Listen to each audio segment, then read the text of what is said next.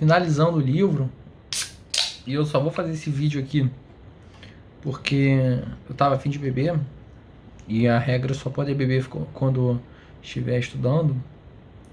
Então, é um último capítulo de conclusão, saúde, no qual nada acrescenta, não tem uma proposta assim conclusiva, é mais um capítulo para amarrar mesmo, né? E vai tecer algumas considerações que já foram feitas, né?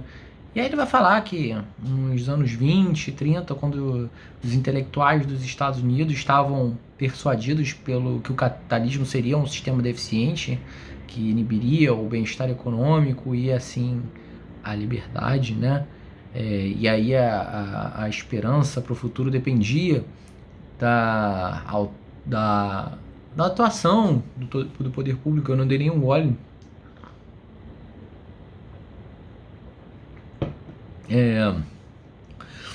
Para a atuação do poder público que beneficiaria, aumentaria o bem-estar, né?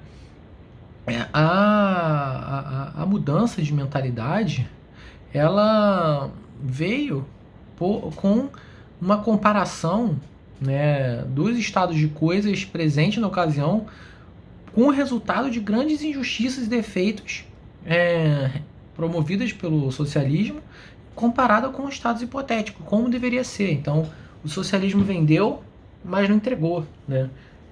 Ideias nem socialistas, mas pode ser a questão das ideias mais igualitárias.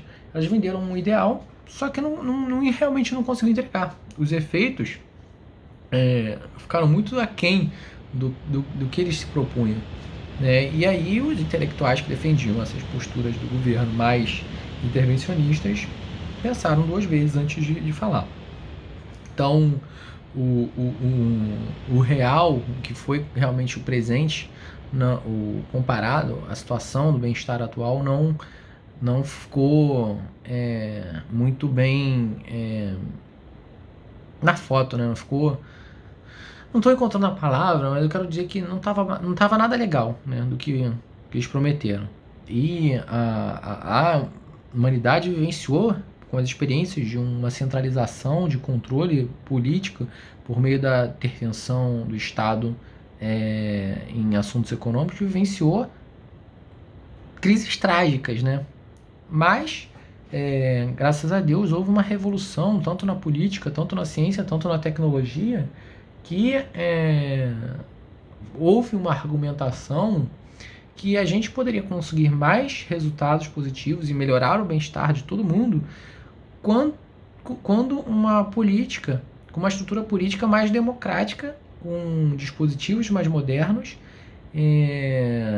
que pudesse promover melhorias muito mais visíveis do que o passado numa tirania ou numa autocracia conseguiu, né? E ainda coloca que deve ser considerada alguma intervenção do governo. Alguma intervenção seria desejável, né? Mas não dá para atribuir que o mercado seria o grande vilão. Pelo contrário, seria o grande salvador. E o problema é quando o governo tenta interferir no mercado, promovendo mais males através de sua regulação, de uma regulação excessiva, por exemplo, né? E sustenta o Milton Friedman que os homens deveriam ser livres das pressões dos grupos de interesse, e se assim fosse, haveria maior benefício para a economia, né? Mas agora, também visto com algumas décadas de intervenção governamental, a gente não precisa comparar o mercado como realmente opera e como a intervenção governamental poderia operar, porque a gente já sabe os efeitos dessa postura mais intervencionista, o que ela causou, né? Como ela veio para resolver um problema e não conseguiu resolver.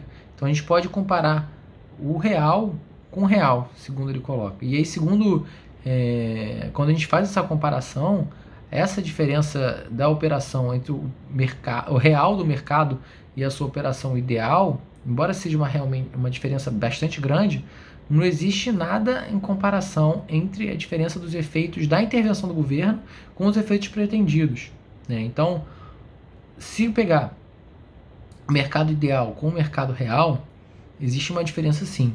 Só que essa diferença, ela, lógico que ela é influenciada por inúmeros fatores de mercado, né, de produção e também pela intervenção do governo. Só que a intervenção do governo ideal, ela está muito aquém do que ela está acontecendo. Ela está tendo muitos custos, mas está trazendo poucos benefícios, né? Então, ele coloca aqui os casos da Rússia, por exemplo. Quem pode ver grandes esperanças para a liberdade, na dignidade humana, em uma tirania e despotismo prevalente na Rússia, né? Quem pode considerar as correntes dos proletários da União Soviética mais suaves do que os proletários dos Estados Unidos, da Inglaterra, da França, da Alemanha, de economias ocidentais, né? E aí ele propõe a reflexão de examinar se realmente houve alguma reforma, né, em alguma década passada que alcançou o seu objetivo. E se as boas intenções dos proponentes por acaso foram realizadas. E aí vai começar a massacrar todas essas políticas. Por exemplo, a regulamentação de estradas de ferro para proteger o consumidor tornou um instrumento para proteger as estradas da própria competição, dos rivais, às custas do consumidor, né? Não teve nenhum benefício para a sociedade, sim, a regulamentação das estradas de ferro. Imposto de renda, estabelecidos com taxas baixas, e mais tarde utilizado como meio de redistribuição de renda em favor das classes mais baixas, tornou-se fachada e colocou brechas aí para procedimentos que tornaram as taxas mais altas praticamente inúteis, por exemplo, através de planejamento, através de evasão. E ele coloca o imposto de renda destinado à desigualdade e promover a difusão de riqueza, como resultado na prática de reinvestimentos de lucros, favorecendo o crescimento de grandes empresas, inibiu a operação de mercados de capitais e desencorajou também a implantação de novas empresas. Então, a questão de política de renda foi uma bosta. As reformas monetárias também, destinadas a promover a estabilidade dos preços, exacerbaram a inflação, né? Então, política monetária também foi uma bosta. Programa para a agricultura, para ajudar os fazendeiros pobres a sanear o que se classificou como as distorções básicas da agricultura, tornou-se um escândalo nacional que depredou os fundos públicos, né, por causa dessa utilização, desse déficit gerado. Também o programa para melhorar as condições de habitação dos pobres e reduzir também a delinquência piorou as condições de habitação dos pobres e aumentou a delinquência juvenil. As medidas de seguro social que foram colocadas para tornar nas idades mais avançadas algo mais igualitário, coloca que atualmente muitas pessoas recebem os benefícios sociais, mas essa lista cada vez aumenta. Quando se instituiu esse programa de Seguridade Social, era legal, né? Porque tinham poucas pessoas se aposentando, por enquanto, e a base vinha forte, né? Tinha muita gente contribuindo. E agora, quando muita gente chegou na idade de receber, e como acontece em todos os países a inversão da pirâmide etária, que a gente vai chegar numa hora, Brasil, que vai ter menos gente pagando do que mais gente recebendo. E aí o que vai acontecer? Como já acontece, contribuição dos aposentados. Os aposentados, eles cada vez mais vão ter que contribuir sobre parcela da sua própria aposentadoria, ou seja, em 2 palavras, vão receber menos, né? Mas essa lista de desastres do governo, ela cada vez aumenta. Toda vez que tenta meter a mão em alguma política, promove distorções. A gente vê o velho ditado de o pior proativo é o proativo idiota, e o governo é o proativo idiota, né? Só que em alguns pontos tem um lado bom, por exemplo, algumas exceções relacionando a vias expressas que o governo desenvolveu, promoveu uma boa rede de distribuição. A rede de satélites foi uma boa forma de falar como o governo pode utilizar bem os recursos. O sistema de escolas, com todos os seus defeitos e problemas, melhorou as forças do mercado, né? Aumentou as oportunidades da juventude, contribuindo para o desenvolvimento da liberdade, né? E, enfim, algumas outras questões podem ser faladas também, leis antitrust, né?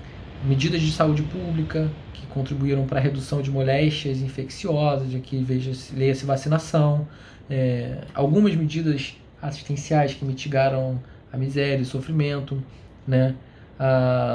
Enfim, quando a lei e a ordem são mantidas, quando o governo age de uma forma positiva, isso contribui para que o Friedman tenha uma visão mais positiva do governo, né? Mas, infelizmente, a maioria dos programas públicos, infelizmente, foram perversos. E aí, qual que é o saldo disso, do público versus o privado, né? E a grande parte dos empreendimentos realizados pelo governo realmente não alcançou o seu objetivo. Mas, apesar disso, os Estados Unidos continuaram a progredir e os cidadãos estão mais alimentados, estão melhores vestidos, estão mais educados, né, conseguem ter uma mobilidade urbana melhor, as distinções sociais de classe diminuíram, os grupos minoritários de extrema pobreza estão em situação de menos desvantajosa, a cultura popular se desenvolveu, mas tudo isso foi resultado da iniciativa privada, né? Se existe algum lado bom, veio da iniciativa privada, através do livre mercado. E coloca que as medidas governamentais foram mais prejudiciais do que ajudaram a desenvolver. Então, a mão invisível de Adam Smith fez muito mais progresso do que a mão visível do governo fez pelo retrocesso, né? Então, o erro principal das medidas do governo foi obrigar as pessoas, e aqui entre parênteses, né, retirando a liberdade delas, agir contra os seus próprios interesses individuais, a fim de que fosse promovido um suposto interesse público, um interesse geral que estivesse além do interesse individual da pessoa. Então, toda vez que alguém acha que pode agir melhor por você, e, lógico, com isso, centraliza poder e centraliza dinheiro, né? Uma vez que com as intervenções, tanto na distribuição de renda, tanto de seguridades, né? Enfim, outras medidas, está apropriando alguma renda de você para utilizar como ele melhor acha que vai administrar, a gente vê grandes problemas de gestão disso, né? Além de problemas de violações à própria liberdade individual, né? E quando isso acontece, é a razão de que as medidas tiveram um efeito contrário aos pretendidos, né? E, enfim, a síntese do texto é isso. A gente viu que ele abordou vários problemas de medidas de bem-estar social que ele já tinha falado em outros capítulos, falou do fracasso, e se teve algum bem promovido, foi o bem promovido pela iniciativa privada, né? E em alguns pontos o governo atua bem, né? Então ele não é anárquico, né? Ele é um liberal, mas um liberal ferrenho, liberal clássico, o Friedman. Mas um ponto fundamental que não está no texto, mas que é decorrência de um crítico de propostas intervencionistas, é que quando tem uma crítica muito boa feita ao sistema, isso aumenta, né, a necessidade de que, para que haja uma intervenção, haja algo muito mais fundamentado. Para que exista alguma intervenção na vida privada, por que eu vou ter que cobrar tal alíquota ao invés de... vou cobrar 11% ao invés de 14%, uma alíquota sobre o seu salário para a contribuição previdenciária? Isso deve ser muito mais motivado, porque as pessoas já ficam mais céticas em relação a essa intervenção, né? E aí, à medida que aumenta esse ceticismo, é uma relação direta que aumenta a necessidade de justificação de determinadas medidas interventivas. Então imagina que esse texto fosse favorável a todas as intervenções do governo. Seja, achasse tudo lindo, achasse que estava dando tudo certo, isso contribuiria de certa forma, né? E não só esse texto, mas como imagina a doutrina geral, ou tivesse esse pensamento geral, que tudo estivesse dando certo. Isso, de certa forma, contribuiria para as arbitrariedades do governo. Então é sempre bom e democrático e honesto ter sempre contraposições, e no caso do economista aqui, super fundamentado, apesar de existirem pontos que você ou eu possa não concordar, isso aumenta o ônus argumentativo da outra parte. O ônus argumentativo na hora de tentar estabelecer alguma política intervencionista. Então, é um texto bastante ácido para quem tem ideais mais igualitários, mas ele é fundamental para que você que tenha ideais que são a favor de uma distribuição de uma renda mais intensa, né? De pessoas com mesma renda, apesar de esforços diferentes, né? A pessoa trabalha mais e outra trabalha menos, então tem que tributar quem trabalha mais. Então, se você é a favor disso, então, ótimo. Agora, argumente de uma forma muito mais fundamentada por que a pessoa que ganha 15 mil reais vai ter que pagar uma alíquota efetiva de 18% de imposto de renda e não vai ter que pagar uma alíquota efetiva de 10% de imposto de renda que uma pessoa que ganha 5 mil reais pagaria. Por que ele tem que pagar 8% a mais sobre o mesmo rendimento, e sendo que ele assume talvez um risco muito maior? Justifique isso. E se você justificar isso, aumenta um espaço para debate, para democracia. Então, saúde. Terminar essa cerveja não é a melhor que existe, pelo contrário, mas é o que tem para hoje.